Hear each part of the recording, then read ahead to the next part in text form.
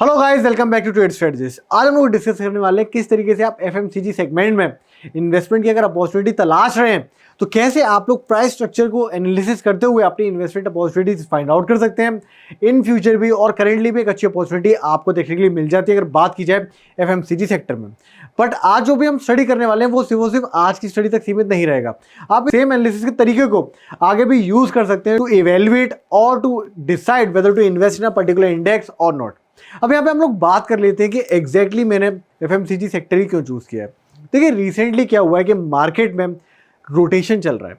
Market हमेशा rotation wise चलता है। देखिए डिमांड एंड सप्लाई कभी भी एक लीनियर पैटर्न में नहीं चलती है। अगर किसी एक सेक्टर में डिमांड चल रही है तो किसी और सेक्टर में भी सप्लाई चल रही हो या फिर वहां पे उतनी अच्छी डिमांड ना हो। जब डिमांड रोटेट होगी तब जो प्रीवियस लीडिंग सेक्टर्स थे वो थोड़े से लैगिश हो जाएंगे, वो थोड़ा लैग करेंगे and on the other side जो थोड़े से डिमांड वाले सेक्टर्स हैं वो काफी अच्छी तरीके से मूव करते हुए दिख सकते हैं।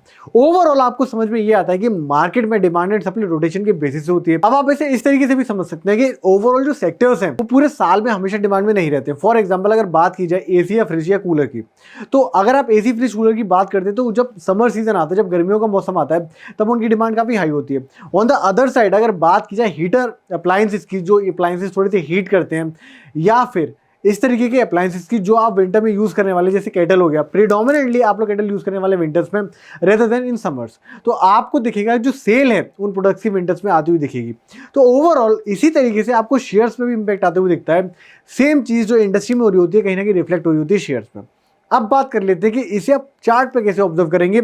अगर मैं आपको क्लस्टर ऑफ स्टॉक्स दे दूं जो कि आपको इंडेक्स में देखने के लिए मिलता है, इंडेक्स कहीं ना कहीं आपको एक एवरेज निकाल के देता है ओवरऑल जो उसके स्टॉक्स पार्टिसिपेंट्स हैं उनका, तो उसे आपको कैसे स्टडी कर लेना है, किस तरीके से आप वहां पर अच्छी अपॉर्चुनिटी फाइंड आउट कर सकते हैं और किस मोड में आपको इन्वेस्टमेंट करना है उसके बारे में भी हम लोग डिस्कस कर लेते हैं। चलिए बिना किसी तरीके से स्क्रीन के ऊपर वो समझते हैं किस तरीके से हम कर सकते हैं बेहतरीन इन्वेस्टमेंट। तो यहाँ पर आप लोग देख सकते हैं मैंने डेली चार्ट ओपन किया हुआ है एफएमसीजी इंडेक्स का, सीएनएक्स एफएमसीजी करके आपको ये देखने के लिए मिल जाती है इंडेक्स, अगर बात करके चली जाए टिकर सिंबल की। अब हम लोग बात करते हैं कि ओवरऑल पिछले साल सितंबर से ही एक अच्छा खासा यहाँ पे अप मूव देखने के लिए मिला, सितंबर 2023 से।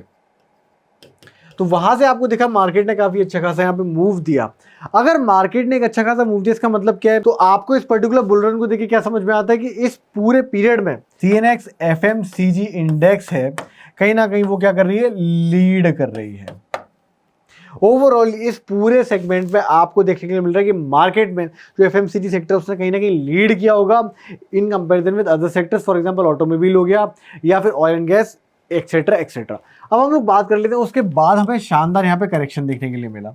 अब देखिए जब भी कोई मार्केट डिमांड रोटेशन करता है, सप्लाई रोटेशन करता है, तो उसके बाद आपको जो पीरियड है, पीरियड ऑफ एक्यूमुलेशन या फिर डिस्ट्रीब्यूशन या कुछ भी बोल लीजिए, ओवरऑल जो कॉन्ट्रैक्शन का पीरियड है, कॉन्ट्रैक्शन इन प्राइसेस, वो थोड़ा सा आपको लॉन्ग देखने के लिए मिलता है। ये कुछ बेसिक सी चीजें आपको समझते हुए चलनी है कि किस तरीके से अगर मार्केट में एक अच्छा बुल रन देखने के लिए मिला उसके बाद जो करेक्शन आएगा वो थोड़ा सा कॉन्ट्रैक्शन आपको शो कर सकता है, लंबे टाइम तक प्राइस साइडवेज हो सकते हैं। अब बात करते हैं कि करंट सिनेरियो में किस तरीके से आपको यहाँ पे अपॉर्चुनिटी बनते हुए दिख रही है। उससे पहले हम बात कर लेते हैं कि कौन कौन से मेजर पार्टिसिपेंट्स हैं। अगर बात करके चली जाए एफएमसीजी इंडेक्स की, तो आप लोग देखिए आईटीसी हो गया, टाटा कंज्यूमर, इसके अलावा हिंदुस्तान यूनिलीवर हो गया, फिर डाबर, गोदरेज कंज्यूमर, मैरिको। तो आपने देखा कि ओवरऑल जो बड़ी बड़ी कंज्यूमर कंपनीज है, कंज्यूमर गुड कंपनीज है, वो आपको देखने के लिए मिल जाती है एफएमसीजी सेक्टर में। हैवी वेट सेक्टर है कहीं ना कहीं, यहाँ पर जो कंपनीज है वो काफ़ी हैवी वेट कंपनीज में गिनी जाती है। अब आप लोग चलते हैं टेक्निकल स्ट्रक्चर के ऊपर। देखिए हम लोगों को तो टेक्निकल स्ट्रक्चर से ज़्यादा मतलब रहता है, टेक्निकल स्ट्रक्चर जब कंफर्मेशन देता है तब हम लोग जाते हैं हमारे फंडामेंटल्स के ऊपर। तो आप लोग ऑब्जर्व कर सकते हैं मार्केट ने starting from the very first of the January in the current year which is 2024 एक शानदार यहाँ पे सेल ऑफ दिया। सेल ऑफ देने के बाद में मार्केट ओवरऑल एक कंसोलिडेशन जोन में चल रहा था।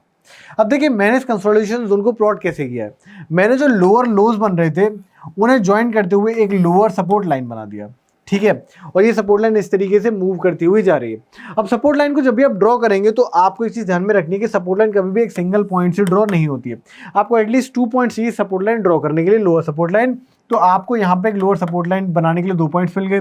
अब जब आपने ये ड्रॉ किया तब आपको पता चलता है कि फ्यूचर कोर्स ऑफ एक्शन में अगर मार्केट इस पर्टिकुलर सपोर्ट लाइन के आसपास आता है then definitely it may take support from this particular area. Exactly वही हुआ, मार्केट ने एग्जैक्टली यहीं से सपोर्ट लिया और उसके बाद एक शानदार मूव दिया।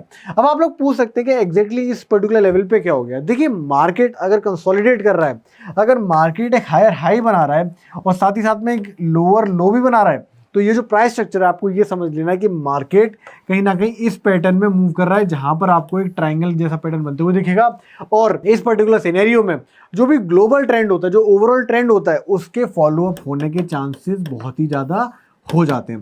कंफर्मेशन के लिए बहुत सारे ट्रेडर्स वेट करते हैं कि after particular breakout we gonna enter, but मैं तो यही सजेस्ट करूंगा कि अगर आपको आइडिया कि ओवरऑल ट्रेंड क्या चल रहा है देन इस पर्टिकुलर सिनेरियो में मैं इस पैटर्न को बोलता हूं सिंपली साइडवेज पैटर्न।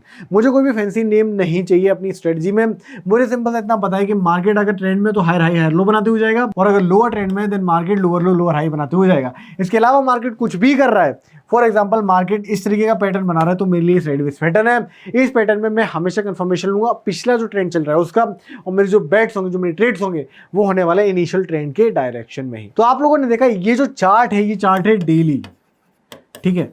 अब अगर आपको इन्वेस्टमेंट करना है तो आप निफ्टी एफएमसीजी पे कैसे करने वाले हैं? आप करने वाले हैं जब भी आपको डिप देखने के लिए मिलता है, जब भी आपको एक अच्छा डिप देखने के लिए मिलता है तब आप वहां पे लंप सम इन्वेस्टमेंट कर सकते हैं। रीजन बीइंग क्योंकि मार्केट एक ओवरऑल बुल रन में चल रहा है। उसका प्रूफ क्या? उसका प्रूफ है ये जो शानदार रैली आपको देखने के लिए मिल रही है, ये आपके लिए सफिशिएंट प्रूफ है। एक और चीज जो मैं आपको बताना चाहता हूँ, मार्केट ने प्रीवियसली भी कहीं ना कहीं इसी तरीके का प्राइस स्ट्रक्चर शो किया था और इस प्राइस स्ट्रक्चर को शो करने के बाद मार्केट ने ब्रेकआउट के साथ कितनी शानदार आपको रैली दिखाई थी। तो ये सिंपल से प्राइस स्ट्रक्चर्स आपको अच्छा पैसा बना के दे सकते हैं अगर मैं इन्वेस्टमेंट की बात करके चलूँ। इसके अलावा जो चीज़ आपको ऑब्जर्व करनी वो ये करनी है कि जब मार्केट ने ब्रेकआउट किया उसके बाद किस तरीके से वो रीटेस्ट कर रहा है, जो भी अपना इंपॉर्टेंट रेजिस्टेंस जोन बना के बैठा हुआ है। तो जब मार्केट ने अपने रेजिस्टेंस जोन को ब्रेकआउट करने के बाद रीटेस्ट किया तो कोई भी फॉलो अप आपको देखने नहीं मिला। मार्केट ने इमीडिएटली एक पुल बैक दिया है, एक बाउंस बैक दिया है। तो अभी हम लोग क्या समझते हैं? अभी हम लोग ये समझते हैं कि जो CNX जो एफएमसीजी इंडेक्स है, जो एफएमसीजी सेक्टर है ओवरऑल, वो तेजी की तरफ हम लोग मान के चलते हैं और जो उसका ऑल टाइम हाई है विच इज अराउंड 58,000। कितना? 58,000।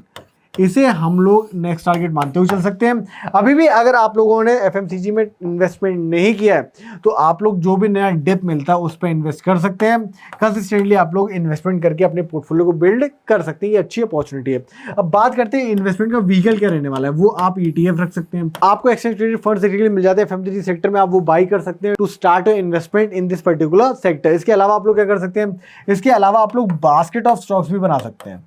जो भी यहाँ पे परफॉर्म कर रहे हैं स्टॉक्स किस तरीके से, स्ट्रॉन्ग तरीके से, रिलेटिवली जो भी स्टॉक्स यहाँ पे रिलेटिवली स्ट्रॉन्ग है, अगर मैं बात करें चलो एफएमसीजी की, तो डेफिनेटली आप उस स्टॉक्स का एक बकेट बना सकते हैं ताकि अगर मार्केट में एफएमसीजी इंडेक्स मूव करेगा तो जो आपका स्टॉक है वो उससे थोड़ा सा तेज मूव करने वाला है। इस कॉन्सेप्ट को हम बोलते हैं रिलेटिव स्ट्रेंथ कॉन्सेप्ट।